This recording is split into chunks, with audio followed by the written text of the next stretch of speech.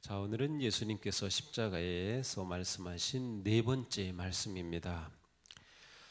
이 네 번째 말씀은 우리가 아주 잘 아는 그런 말씀이죠. 제9시쯤 예수께서 소리질러 이르시되 엘리 엘리 라마 사박다니, 엘리 엘리 라마 사박다니 하시니 이는 곧 나의 하나님 어찌하여 나를 버리셨나이까 하는 뜻이라. 그러니까 예수님께서 네 번째 하신 말씀은 엘리 엘리 라마 사박다니라고 하는 그런 말씀이었습니다. 그래서 우리말로 번역하면 나의 하나님 어찌하여 나를 버리셨나이까 라고 하는 것이죠. 우리는 예수님의 고뇌에 찬 고통의 외침을 듣습니다. 나의 하나님 어찌하여 나를 버리셨나이까.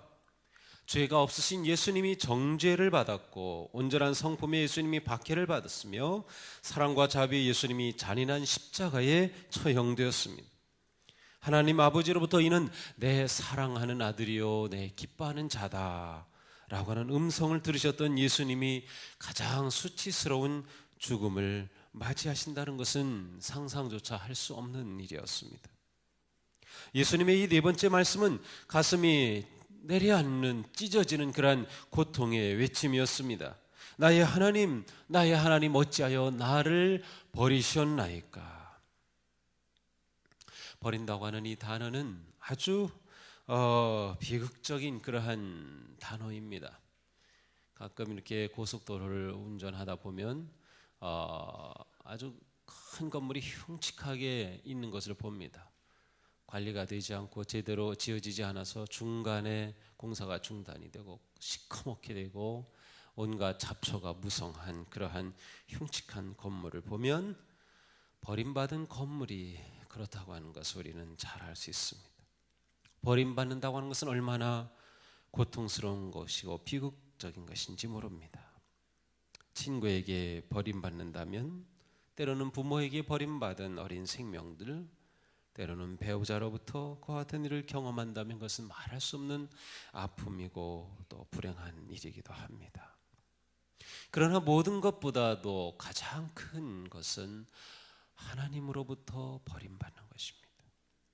그것은 저주이기 때문에 그렇죠.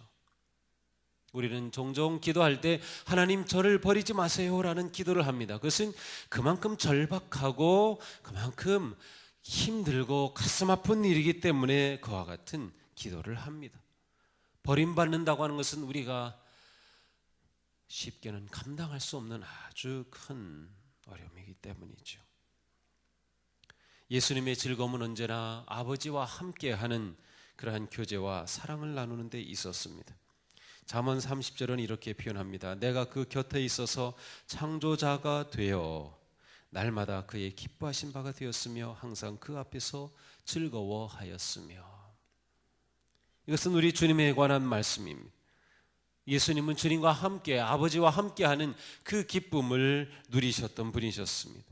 예수님은 아버지의 품이 거처가 되었고 아버지가 계신 곳이 예수님의 집이었으며 이 세상에 오신 이후 아버지와 지속적인 교제를 나누셨습니다. 그래서 아버지의 마음과 어긋나신 적이 한 번도 없으셨고 예수님은 100% 아버지의 뜻을 아셨고 그 뜻에 순종하셨습니다. 그런데 지금 그 아버지가 얼굴을 돌리셨습니다. 아들을 버리셨습니다. 어찌하여 나를 버리셨나이까. 여기에는 말로 다 할 수 없는 고통과 비애가 담겨 있습니다. 예수님은 지금까지 모든 일을 묵묵히 담당하셨습니다. 군병들이 잔인하게 조롱하는 것도, 머리에 가시관을 씌운 것도, 채찍질하고 매질하는 모든 것도 그대로 당하셨습니다. 심지어 침을 뱉는 것도, 옷을 벗겨 수치스럽게 하는 것도, 손과 발에 못을 박는 것도 모두 감당하셨습니다. 그러나 지금 주님은 외치십니다. 나의 하나님 어찌하여 나를 버리셨나이까. 우리는 예수님의 외침을 온전히 이해할 수는 없습니다. 헤아릴 수 없는 신비스러운 말씀이죠. 지금까지 예수님께서 십자가상에서 하신 말씀을 우리는 다 잘 이해할 수 있습니다.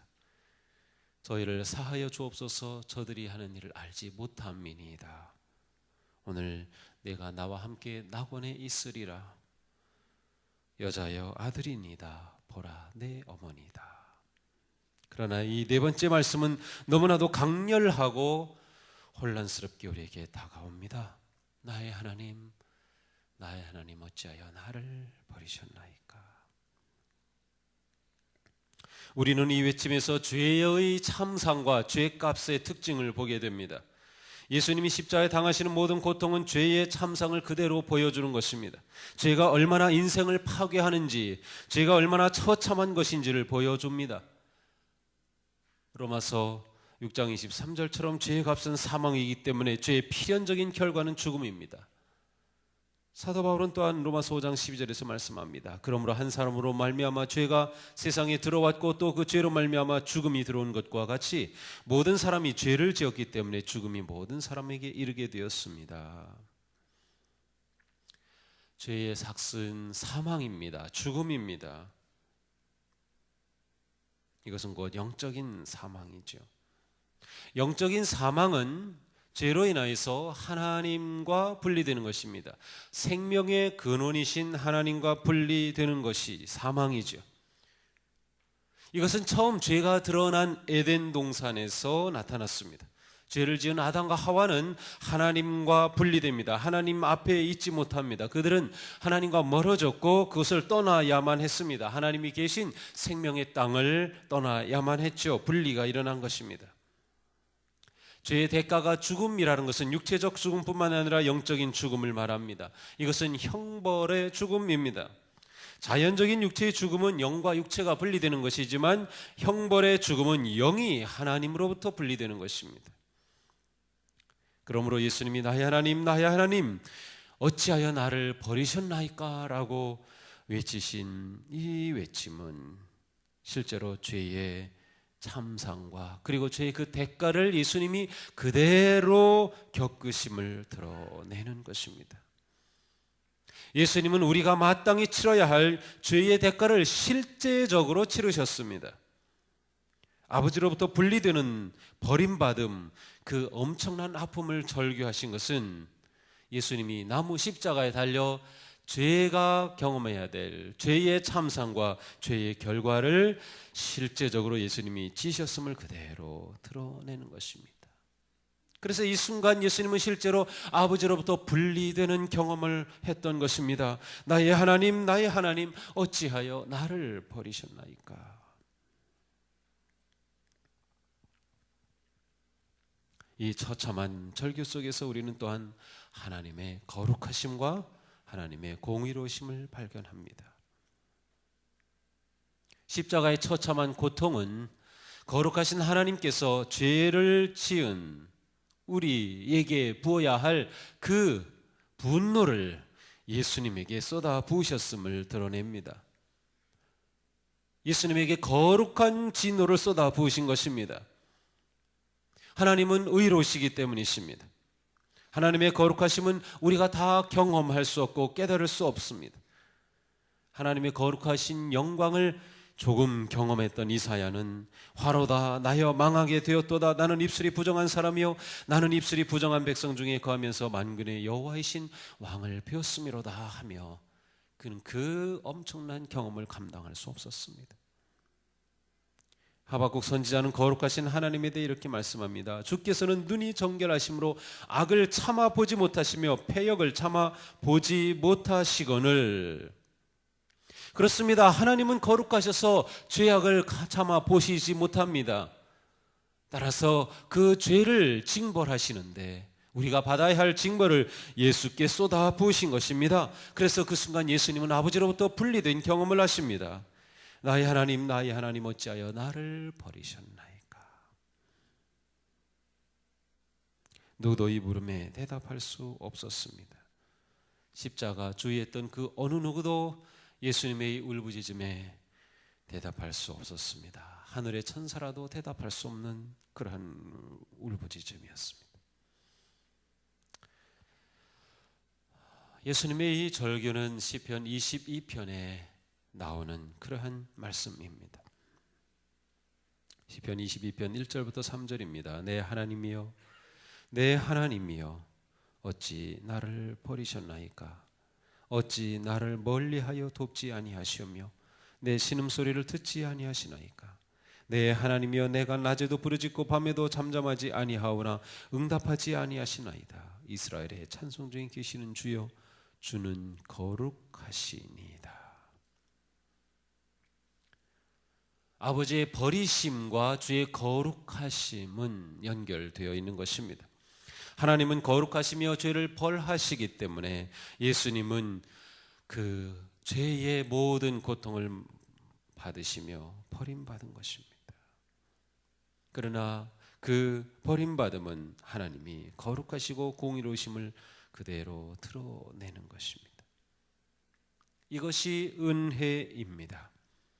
예수님은 실제로 죄의 끔찍한 심판을 당하셨기 때문에 버림을 받으시는 경험을 하셨습니다. 거룩하신 하나님은 의로우시기 때문에 우리를 위해 죄 없으신 예수님을 징벌하셨습니다. 하나님의 거룩하심은 입증되었고 하나님의 의로우심은 분명히 드러났습니다. 나의 하나님 어찌하여 나를 버리셨나이까? 그러므로 이 절기 속에는 무한한 하나님의 은혜가 드러나 있습니다. 예수님의 이 고통 속에 우리를 향한 하나님의 사랑이 담겨 있는 것입니다. 구속의 은혜, 용서의 은혜, 사랑의 은혜가 담긴 처절한 외침이었습니다. 그러나 우리는 이 외침이 결코 아버지에 대한 의심과 불신이 아니라고 하는 것을 보아야 합니다.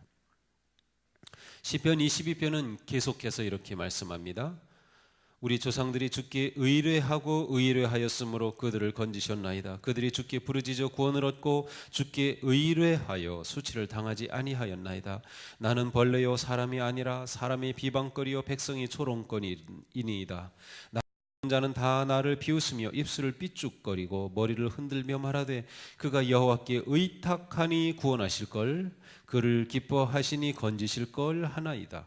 오직 주께서 나를 모태에서 나오게 하시고 내 어머니의 젖을 먹을 때에 의지하게 하셨나이다. 내가 날 때부터 주께 맡긴 바 되었고 모태에서 나올 때부터 주는 나의 하나님이 되셨나이다.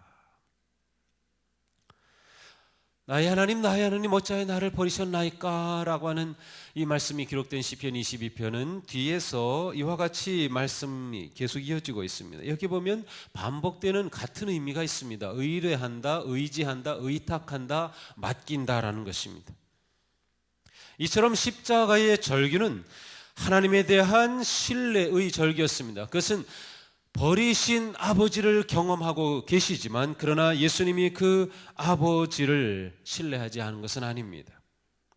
사탄은 이 십자가에서 예수님이 아버지를 버리도록, 아버지가 너를 버렸으니 너도 아버지를 버리라고 시험하셨습니다. 그러나 예수님은 아버지를 끝까지 신뢰했습니다.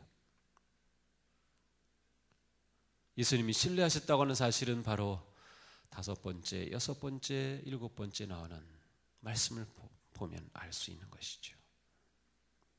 버리심을 경험하는데도 아버지를 신뢰합니다. 의지합니다. 예수님은 완전한 버림 속에서 아버지를 끝까지 신뢰하셨습니다. 온전히 아버지께 맡기셨습니다.